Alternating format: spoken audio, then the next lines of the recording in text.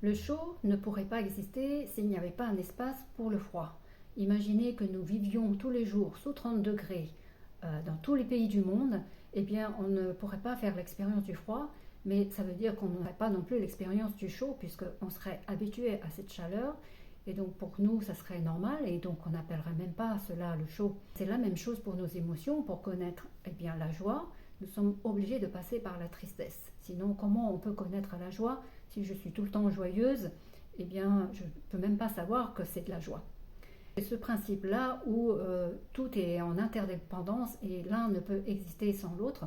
Ça veut dire que ça fait partie d'un même tout. Dans le symbole du yin et yang, c'est cette roue qui tourne entre le yin et le yang, où dans la partie blanche il y a un petit œil noir et dans la partie noire il y a un petit œil blanc.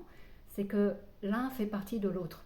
Et donc on ne peut pas rejeter ce que nous ne souhaitons pas être, c'est-à-dire être malheureux, être triste, en colère, parce que ça fait partie de nous.